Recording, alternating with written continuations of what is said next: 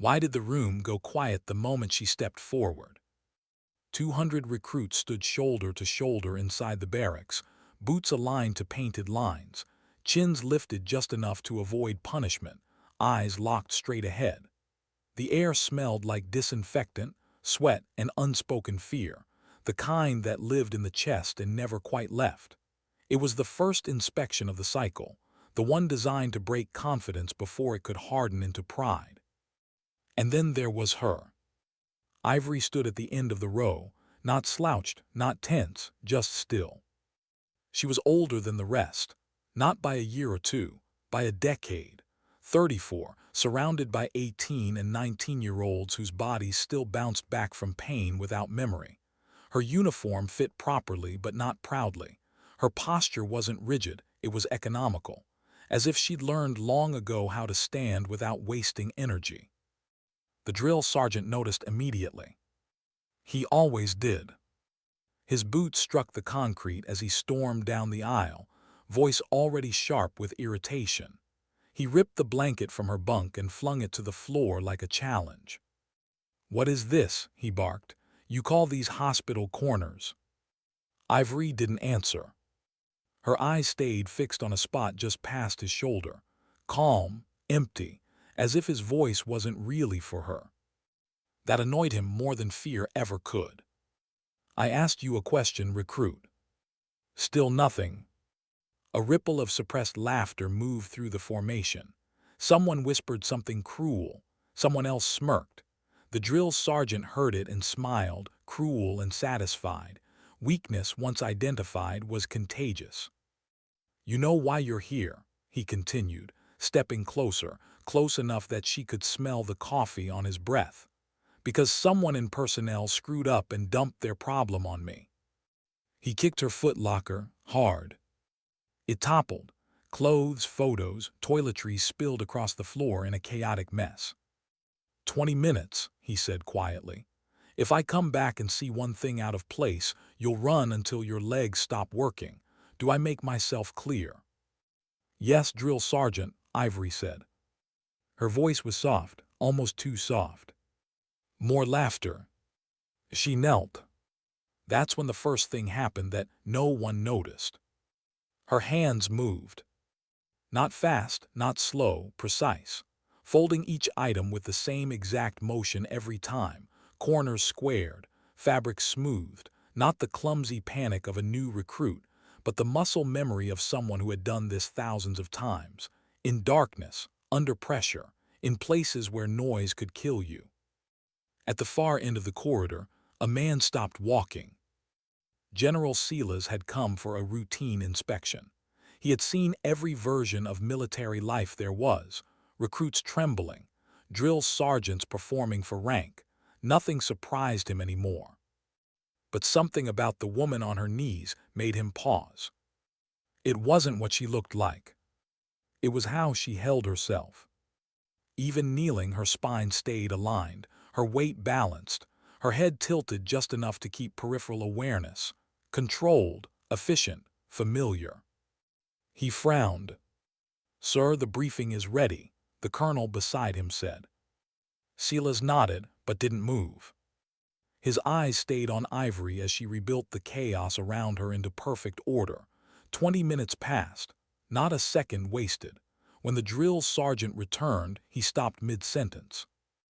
Everything was perfect. Too perfect. The corners were sharper than regulation, the alignment exact, the kind of precision that usually came after years, not days of correction. The drill sergeant scowled. Morning inspection continued. Whispers followed her like shadows. "Grandma's trying to play soldier. She won't last the week." Ivory heard every word. She said nothing. Later, during weapons maintenance, the instructor handed her an old rifle, worn, poorly balanced. "Let's see what you can do," he muttered. Ivory looked at the weapon like she'd never seen one before. And that was the second thing no one noticed. She pretended. Her hands hesitated.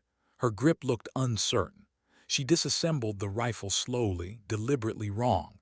When time was called, her weapon lay unfinished on the table. The instructor shook his head. "In combat, hesitation kills," he said loudly, making sure everyone heard. "Some people just aren't built for this." Ivory nodded. "Yes, Sergeant." What no one saw was the tiny adjustment she made to the sight before stepping back. A correction so small it didn't register to anyone watching, but enough to fix a flaw that would have thrown every shot wide at distance. Old habits. That afternoon, the punishment came.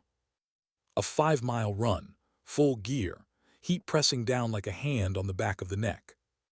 The drill sergeant smiled when he announced it. Ivory didn't argue. She didn't sprint either. She ran at a pace that looked unimpressive but never changed. Breath steady, steps measured, a rhythm designed for endurance, not speed, for survival, not applause. 1 mile passed. 2. Recruits younger than her began to fall back. Some collapsed. Medics moved. Ivory kept running. Her posture didn't break. Her breathing didn't spike. She didn't look like someone trying to prove anything. She looked like someone who had learned the hard way that panic wastes oxygen. At the finish line, she stopped exactly where instructed. Not early. Not late. Her time made no sense. The drill sergeant's smile faded. In a command vehicle nearby, General Silas lowered his binoculars slowly. "She runs like she's done it under fire," he said. That night, Ivory sat alone at dinner. A young recruit approached, curious but cautious, complimented her run, asked who she was before this. "Nobody," she said. That was the truth she was allowed to give. Later in the dark barracks, she lay awake, not sleeping, listening. She always listened. When a floorboard creaked, her body went still before her mind caught up. A shadow moved. A hand reached toward her locker. "Stop," Ivory said quietly. The figure froze. Fear, anger, insecurity. Ivory recognized it instantly. "Go back to bed," she said. "This isn't worth it." The figure retreated. Ivory lay back, staring at the ceiling. She had buried herself for a reason. Names, medals, graves. She had learned that dignity didn't need witnesses. But something was changing. People were watching now. And somewhere above her, in an office filled with classified files, a general stared at a record that shouldn't exist, clean to the point of suspicion. Ivory closed her eyes. The past had a way of finding you when you stopped running. And she had stopped running a long time ago. Why did she fail the same way every single time? Morning came hard and fast, the kind of dawn that didn't ask permission. The lights snapped on, boots hit the floor, voices barked orders that scraped sleep from tired minds. Around Ivory, the barracks moved in frantic, half-awake chaos. She rose at the same pace as everyone else, no faster, no slower. Not standing out required effort. She had learned that long ago. The whispers followed her into formation. She survived the run somehow. Probably luck. Won't happen again. Ivory stared straight ahead, her face empty. Inside, she cataloged everything. Who stood too close, who avoided eye contact, who watched her without realizing they were watching. Awareness wasn't paranoia, it was habit. Weapons training came next. The instructor paced in front of the formation, radiating confidence sharpened by ego. He explained the test with a voice that promised consequences. Disassemble, reassemble, 2 minutes. Failures would repeat it until humiliation sank in. Ivory accepted her rifle when it was handed to her. It was worse than yesterday. Older, dry, a trigger that pulled heavy before breaking, the kind of weapon that punished impatience. Her fingers recognized every flaw immediately. And she ignored that knowledge. When the signal came, the room filled with metallic clicks, parts separating, pins tapping tables, confidence rising and falling in real time. Ivory worked slowly. She hesitated in places where no hesitation was needed, squinted at components she could have named blindfolded, let her hands shake just enough to sell uncertainty. Finished rifles slammed onto tables. Done. Praise followed. Ivory was still working when time was called. Step back. She stepped back. The instructor shook his head, loud enough for the room to hear. Hesitation kills, he said again, and some people never learn that. Ivory nodded. Inside, she noted the pattern she'd just created. Same delay, same error, same timing as yesterday. Consistency was the key. At the firing range later that day, she failed again. 3 distances, 3 rounds each. Her shots landed off-center, but not randomly, always the same direction, the same distance, enough to miss, never enough to look suspicious. The score flashed on the screen. Failed. Someone laughed. Ivory didn't flinch. From the observation tower, a master sergeant lowered his binoculars slowly. That grouping isn't sloppy, he muttered. The colonel beside him frowned. It's a fail. It's controlled, the sergeant said. No one misses like that by accident. The colonel didn't respond, but he didn't look away either. By afternoon, Ivory had earned a reputation. Not dangerous. Not impressive. Just useless. That was exactly what she needed. The general sat behind his desk as reports stacked higher: poor performance, consistent failure, age concerns, psychological profile compliant, quiet, no leadership traits observed. Too neat. He flipped through the file again. 10 years of civilian employment, no gaps, no red flags. It bothered him. Real lives were messy. That night, Ivory noticed more eyes on her. The young recruit who watched quietly, the one who asked careful questions, the one who had mentioned a father in special forces. He wasn't looking for answers. He was looking for confirmation. Ivory avoided him. Association created patterns. Patterns invited attention. Attention was dangerous. Later in the mess hall, the insults came openly. You're making us look bad.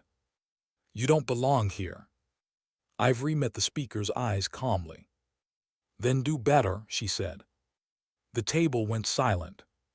Not because the words were sharp, but because they weren't angry. There was no fear in them, no need to win. That kind of calm unsettled people. A master sergeant intervened before it escalated. He watched Ivory walk away with narrowed eyes. She moves like Fallujah, he murmured to no one. That night, the general requested her full file. Not the sanitized version. The one with redacted pages. The response came back hours later. Access denied. The general leaned back slowly, unease settling in his chest. A recruit's file shouldn't be classified above his clearance. Something was wrong. In the barracks, Ivory lay awake again. Sleep never came easily anymore. She thought of rooftops, wind direction, distance calculations done in heartbeats, of waiting hours without moving, knowing one mistake would mean someone else never made it home.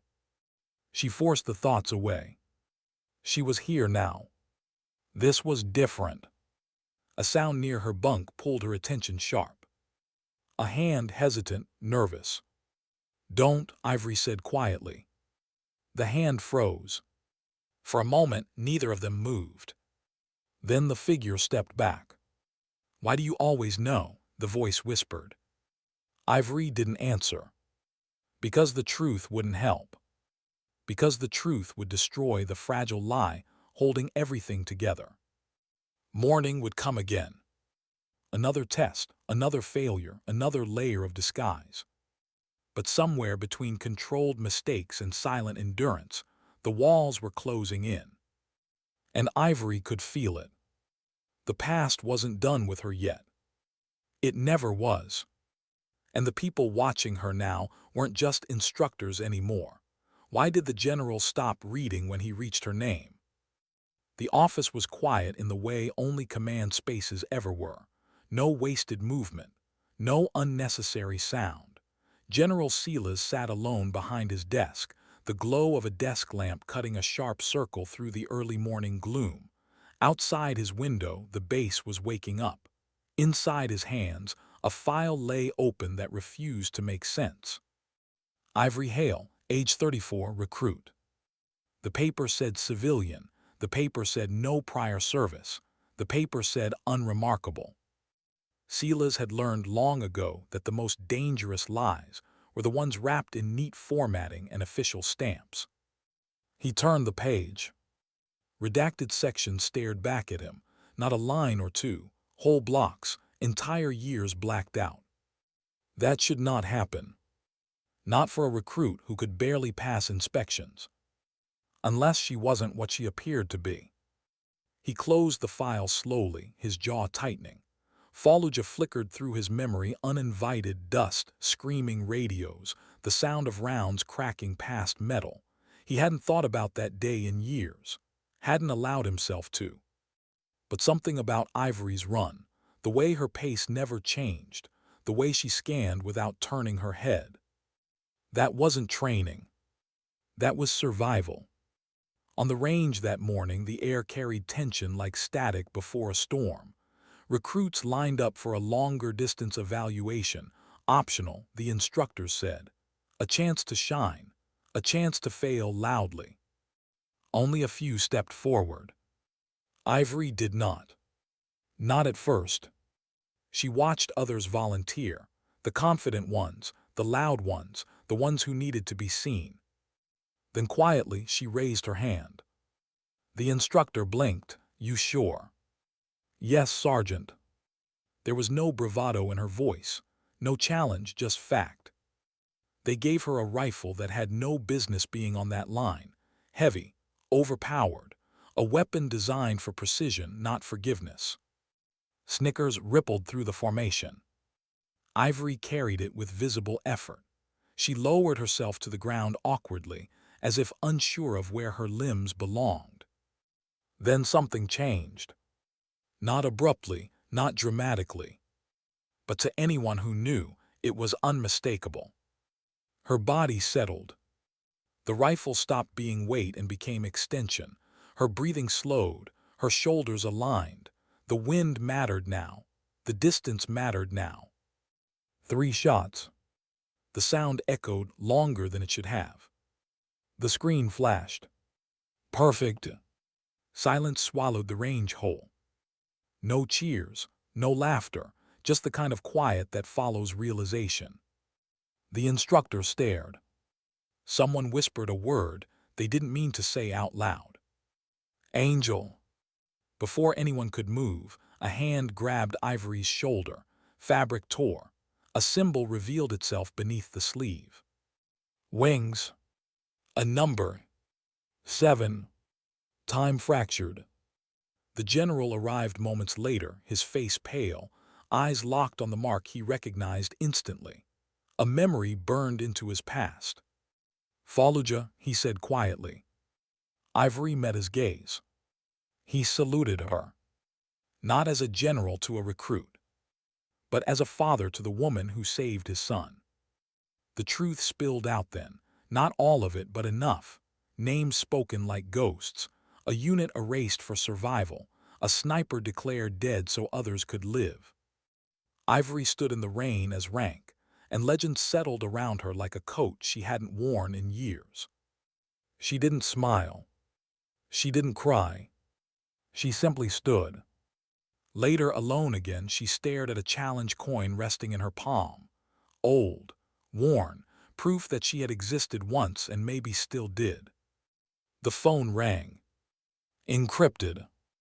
A voice from a past she had buried spoke a single sentence. The ghosts are gathering. Ivory closed her eyes. Some wars didn't end when the shooting stopped. They just waited. Why did she walk away when everyone finally knew who she was?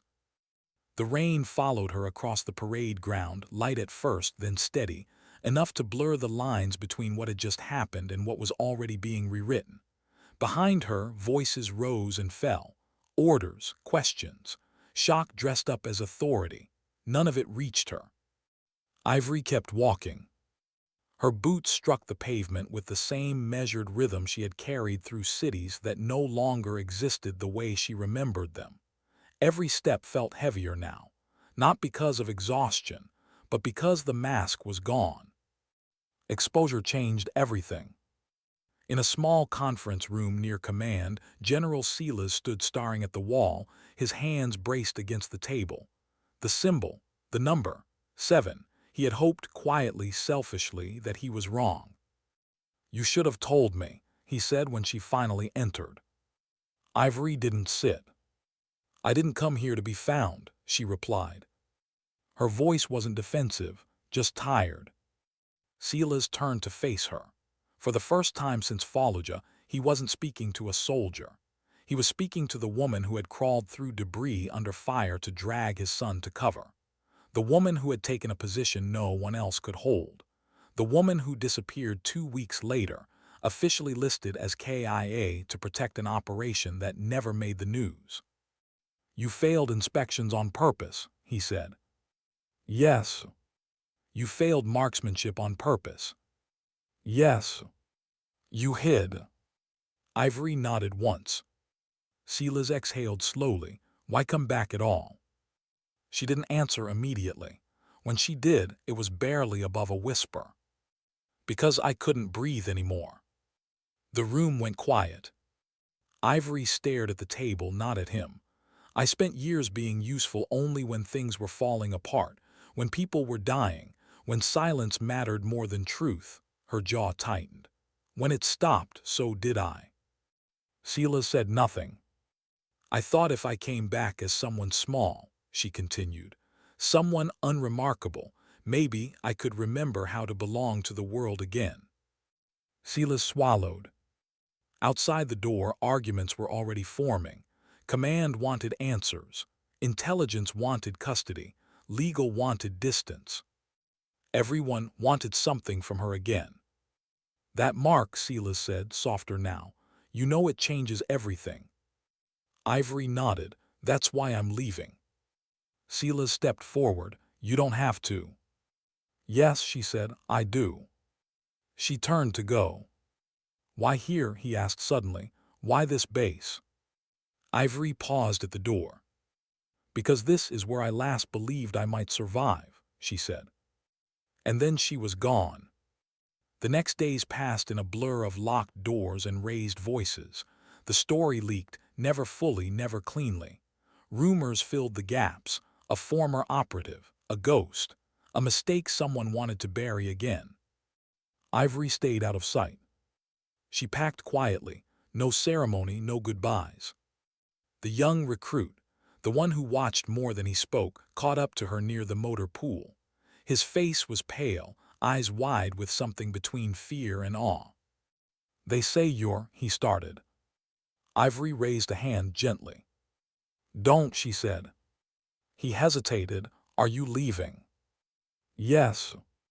He nodded, swallowing hard. "I just wanted to say thank you." "For what?" "For showing me you don't have to be loud to be strong." Ivory studied him for a long moment. Then she reached into her pocket and pressed something into his hand. A challenge coin, worn smooth at the edges. "Earn your own," she said. "This one already has too much blood on it." She walked away before he could respond. That night she sat alone in a borrowed vehicle at the edge of the base, watching the lights flicker in the distance. The hum of generators reminded her of nights overseas, when darkness wasn't peaceful, it was waiting. Her phone vibrated. Unknown number. She didn't answer. It vibrated again. Then again. Finally she picked up. "They know," the voice said. "Familiar, too familiar." "I assumed," Ivory replied. "Your cover is compromised." "It always was." A pause. "We could extract you." Ivory closed her eyes. "I'm done being extracted." You don't get to choose when the past lets go. No, she said softly, but I get to choose whether it owns me. Silence stretched between them. You saved lives, the voice said. You matter. Ivory laughed quietly. Not humor, not bitterness, just truth surfacing. I know, she said. That's the problem. The call ended. She sat there for a long time after, listening to the rain fade into stillness. The world felt fragile again, like it did after missions, when adrenaline wore off and the weight returned. For the first time in years, she felt something close to fear. Not of dying, of living without a role. Morning came gray and cold. Ivory drove until the base disappeared behind her. Miles later, she stopped at a roadside diner that smelled like coffee and old grease. She sat alone in a booth, her back to the wall without thinking. Old habits didn't need permission. The waitress brought coffee. You passing through? She asked. Ivory considered the question. Yes, she said. The word felt lighter than expected. As she drank, a television above the counter murmured with headlines she didn't recognize. The world had moved on. It always did. Ivory paid and stood. At the door, she hesitated. For years, her value had been measured by precision, restraint, sacrifice, by how quietly she could erase a threat, by how little of herself remained afterward. Now there was no mission briefing, no extraction plan. Just road. Just choice. She stepped outside. The sky had cleared. Somewhere behind her, the military would continue. New recruits, new stories, new ghosts in the making. Ivory walked toward her car, shoulders lighter than they had been in years, and heavier too. Because dignity didn't need permission.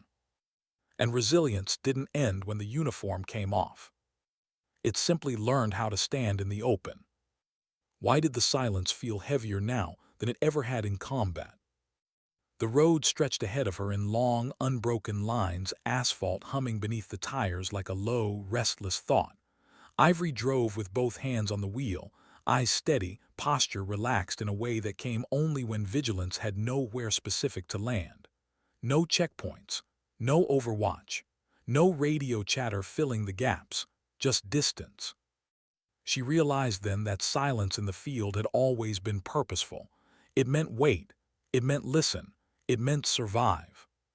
This silence asked nothing of her, and that made it harder.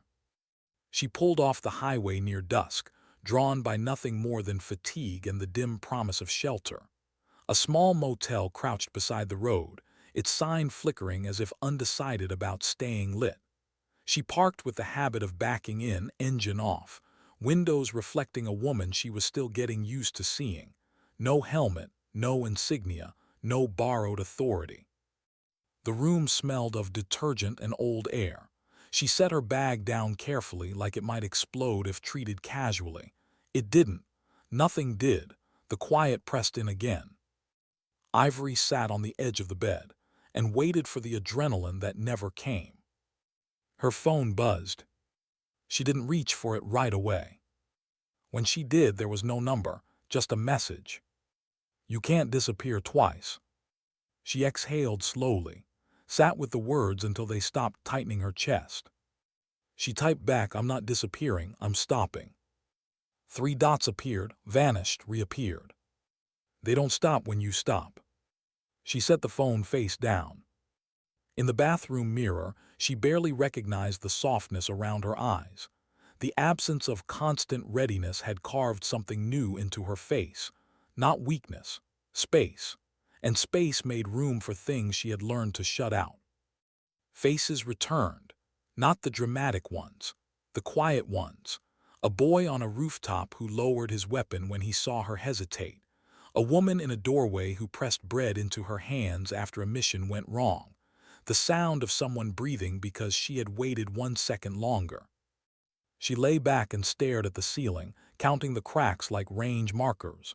Sleep came in pieces. When morning arrived, it brought a knock at the door.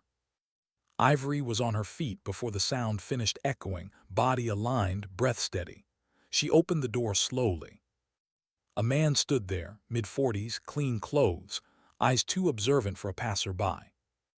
"Ma'am," he said, polite, "sorry to bother you, your car tail lights out."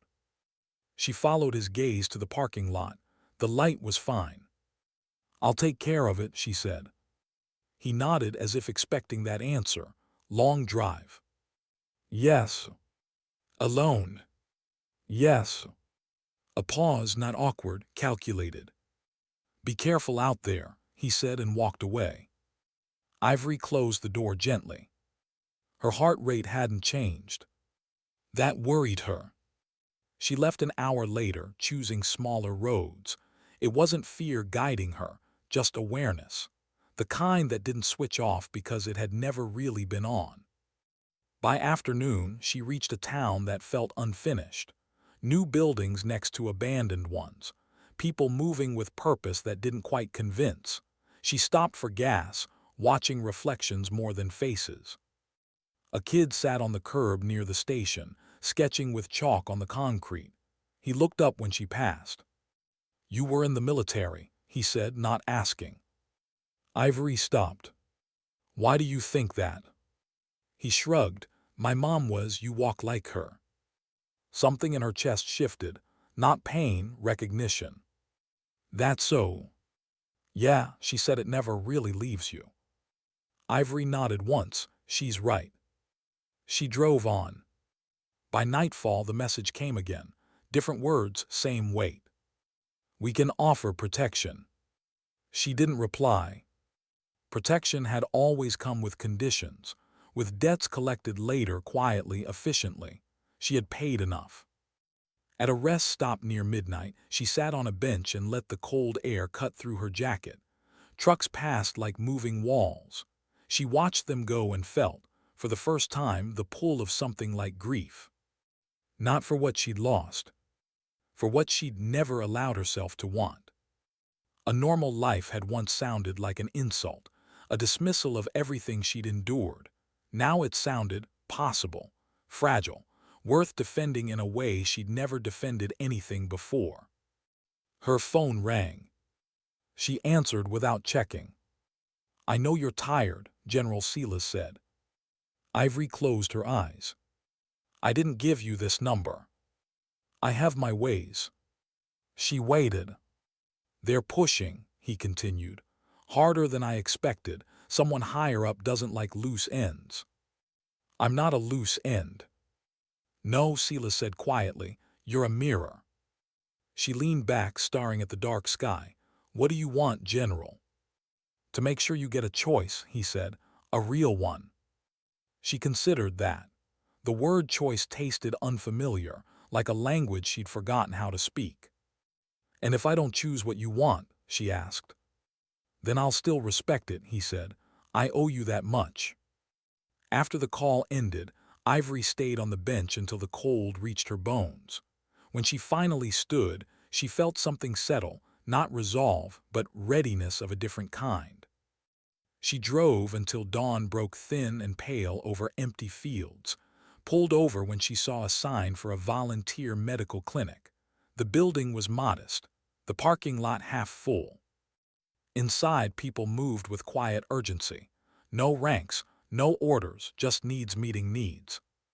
A woman at the desk looked up. "Can I help you?" Ivory hesitated. The question landed heavier than it should have. "I think," she said slowly, "I might be able to help you." They gave her gloves, simple tasks, carrying boxes, cleaning instruments, standing still with someone who was afraid, listening without fixing. Her hands remembered steadiness. Her presence remembered purpose. At the end of the day, she was exhausted in a way that felt earned. As she left, the woman at the desk smiled. "Come back any time." Ivory nodded. Outside, the sky had opened fully, blue and wide and indifferent to her past. She sat in her car and didn't start it right away. For the first time in years, she wasn't waiting for orders. She wasn't hiding. She wasn't running. She was choosing, moment by moment, to stay. And that, she realized, might be the hardest mission of all. Why did it take so long for her to understand that survival wasn't the same as living? The morning came softly, the way it never had overseas. No alarms, no shouted orders, just light easing through the windshield and the quiet weight of another day waiting to be shaped. Ivory sat in her car outside the clinic longer than necessary, hands resting on the steering wheel, breathing in and out like she was relearning something basic. She went back inside anyway. No one questioned her presence. No one asked for credentials beyond willingness. She carried water-lifted boxes, listened more than she spoke. An elderly man mistook her for his daughter and held her hand too tightly. A young woman cried in the hallway, afraid of test results she didn't yet understand. Ivory stayed with her until the shaking slowed. This kind of vigilance was different. There were no targets, no timelines measured in seconds, just people, fragile and unfinished, doing the best they could. And strangely, she felt useful again. Days passed, then weeks. The messages stopped. At first, Ivory waited for them to return. She checked exits, memorized routes, not out of fear, out of habit. But as time moved on, the constant edge softened. The world didn't collapse without her watching it. That realization unsettled her more than any threat ever had. One afternoon, as she cleaned a storage room, her phone rang. "Unknown number." She answered.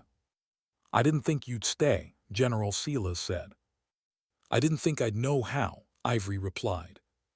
A pause stretched between them, not uncomfortable, just honest. "They've backed off," Silas said. "For now, you made it boring for them." Ivory smiled faintly. "I've always been good at that." Silas hesitated.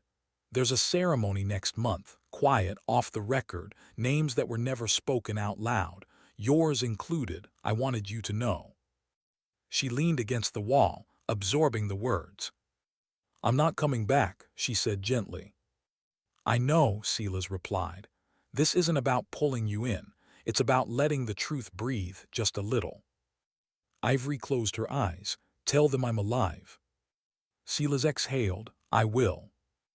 After the call, Ivory stayed where she was, fingers resting against the cool concrete.